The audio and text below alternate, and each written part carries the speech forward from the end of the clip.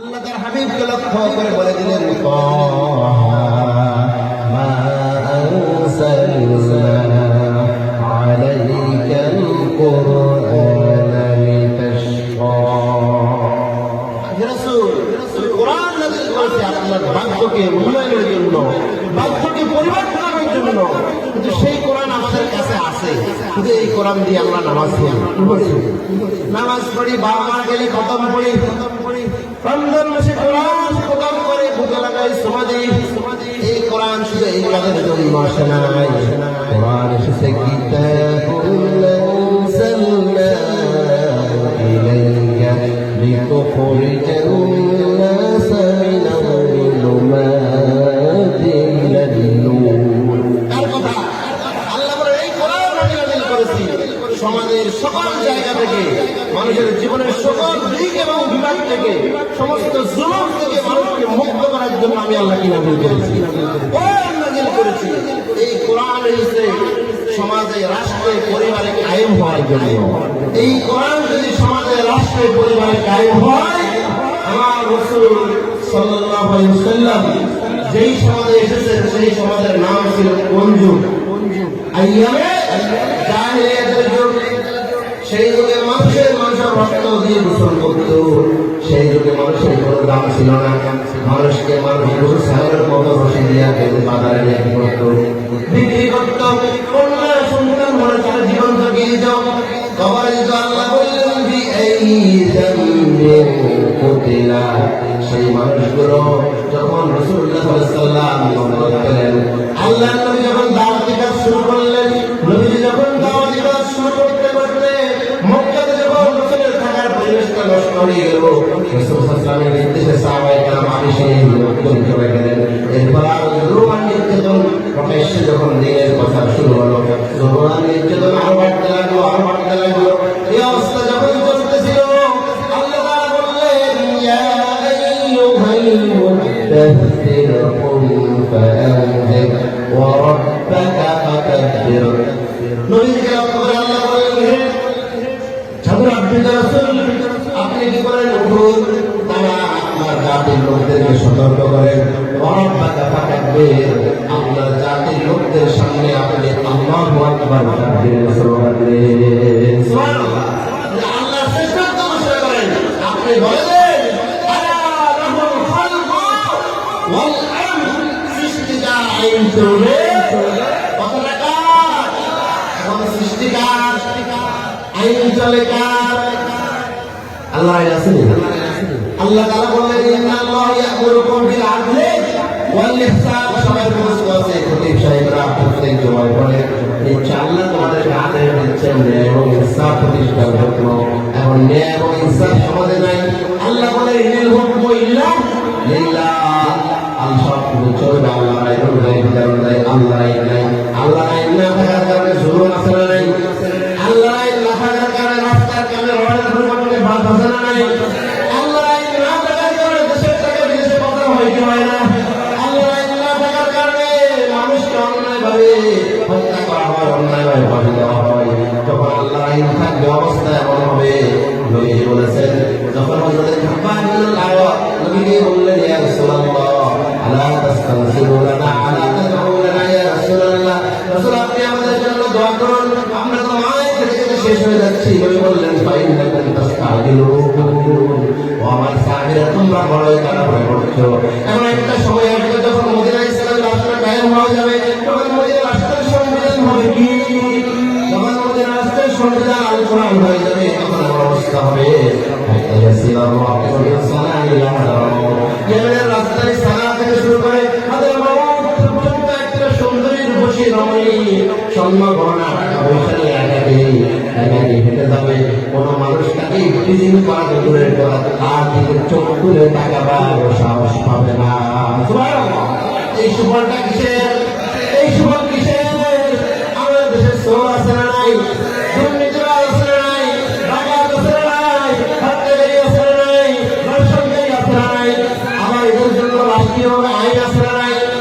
কিন্তু আইনগুলো বানিয়েছে কে? আল্লাহর আইন প্রতিষ্ঠিত আছে নাকি মানুষের আইন চলিয়ে চলে?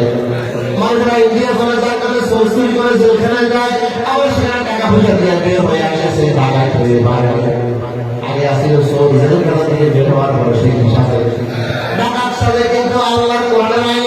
আল্লাহ এমন একটা ইঞ্জিন আল্লাহ বললেন السارق والسارقة فاقطعوا أيديهما جزاء بما كسبا এই আইনটা আল্লাহ বললেন চোর হোক আর চোরই হোক, কারণ শুধু পুরুষে চুরি করে না, মহিলাও চুরি করে। আল্লাহ বললেন আপনার বাড়িতে যদি দেখেন যারা শীতকালী গরু ঢুকে তারা বড় চোর, তারা বড় চোর না, তারা শ্রেষ্ঠ চোর। বড় চোরগুলো রাষ্ট্রের বড় বড় চেয়ার বসে থাকে, তারা রাষ্ট্রের বড় বড় চেয়ার বসে কলমের ঘোষায়, কলমের ঘোষায় তারা অপরাধের নিরপরাধী বানায়, নিরপরাধীরা অপরাধী বানায়।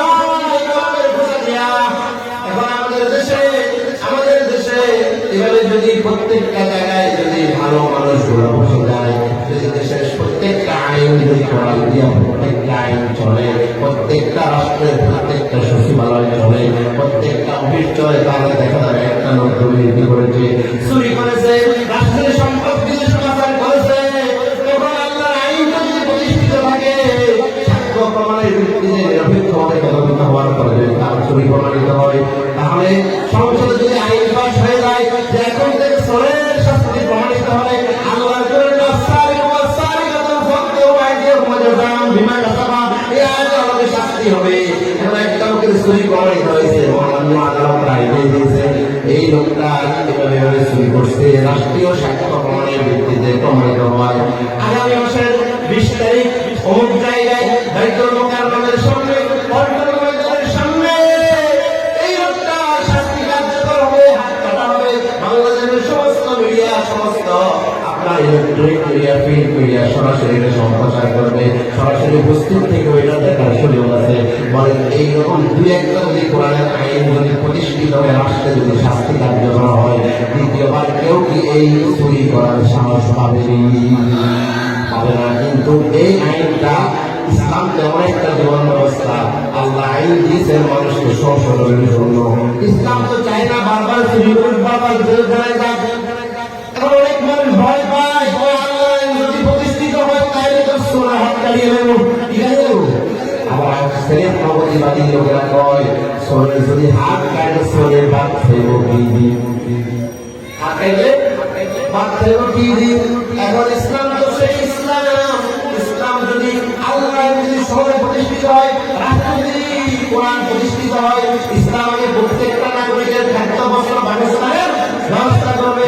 আপনি একটা লোকের ধরছেন চুরি করছে, আটকানি না, ইসলামের উপর করে না। ইসলাম করবে কি লোকটা কেউ চুরি করছে এটা খোঁজ খবর নেবে, তাহলে তার ফেটে ভাত নেই, ও আগে ভাত দাও, আমি খাওয়াই তারপরে বিষা, এটা ইসলাম।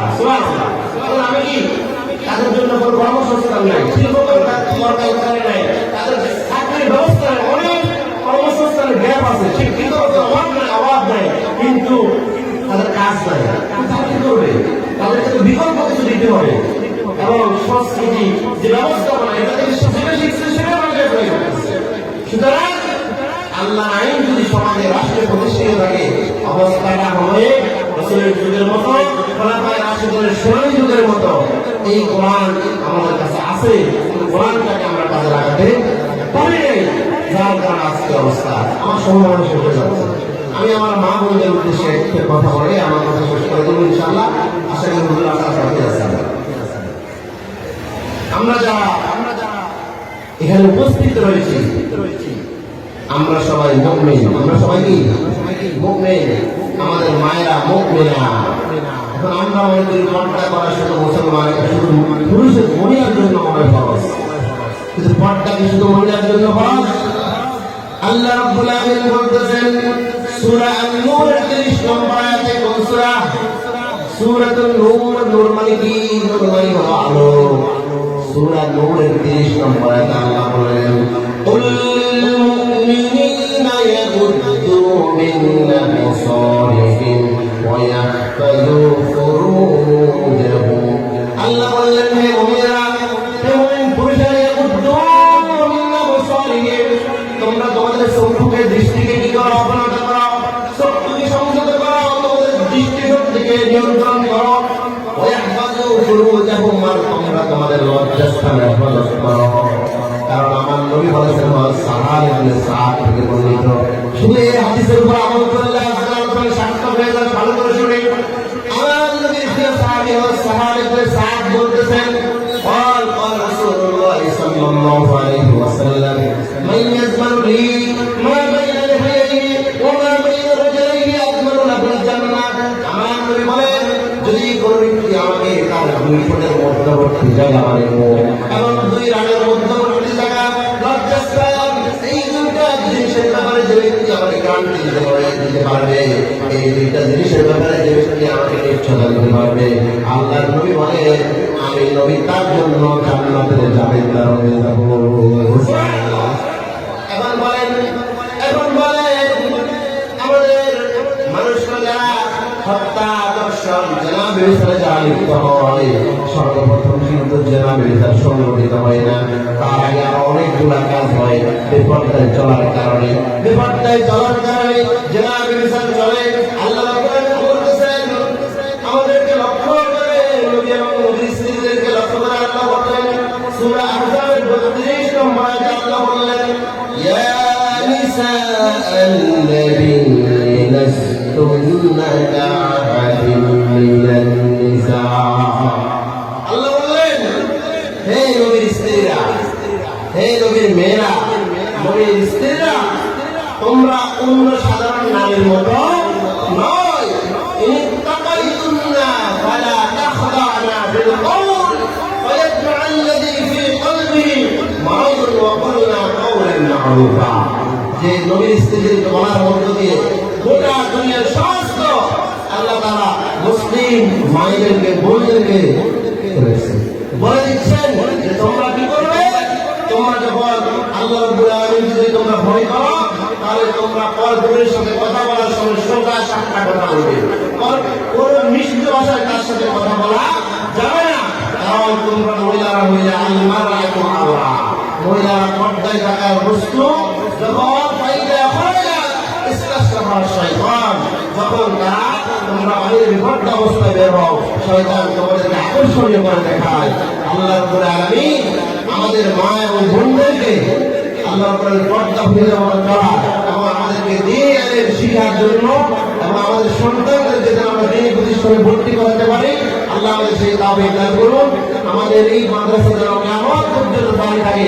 আমরা অর্থ দিয়ে, বুদ্ধি দিয়ে, শ্রম দিয়ে, গান দিয়ে নিজের ছাত্র ভর্তি করে সকলে সহযোগিতা করবো তো ইনশাআল্লাহ। কারা কারা এই মাদ্রাসায় সহযোগিতা করার জন্য প্রস্তুত? আল্লাহ কবুল করুন।